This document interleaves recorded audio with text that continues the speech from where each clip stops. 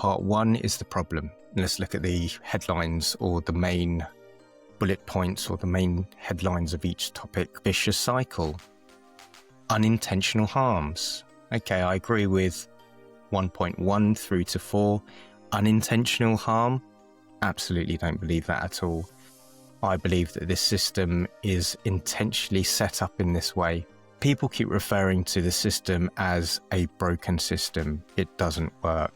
I don't think it's a broken system. I think it's designed specifically this way to cause harm to parents, to cause harm to children, with the idea being that let's drive people back into family court to keep the process going because it's a big money spinner. Again, that's just my opinion. Part 2, lessons from pilots, trials and other jurisdictions, learning from UK practice, learning from abroad, shared parenting systems.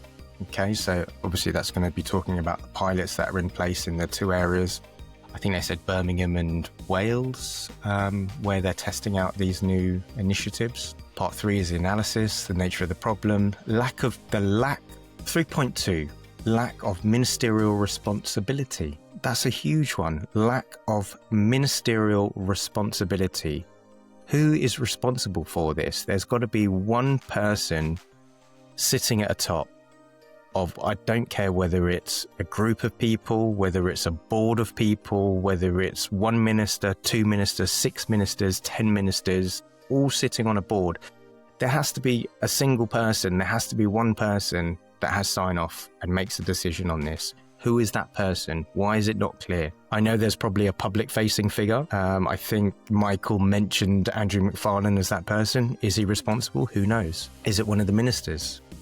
Who knows? Why does nobody know? This is part of the problem, isn't it? Poor data. I don't think it's a matter of poor data. The data's all there. Everyone knows it's there. The data's just been hidden over years and years purposely. I think there's enough data.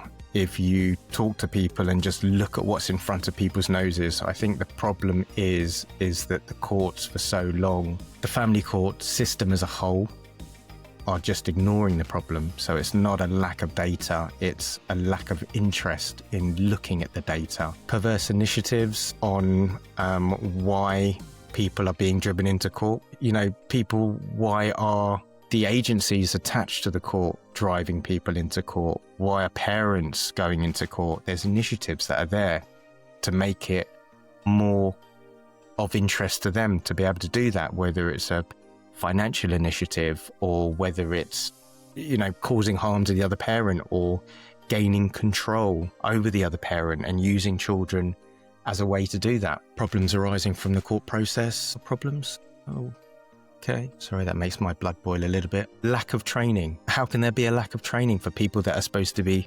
experts? How can there be a lack of training for people that are responsible for my future, responsible for the future of my children for the next 5 years, 10 years, 20 years, the rest of my life, the rest of my children's life? How can there be a lack of training?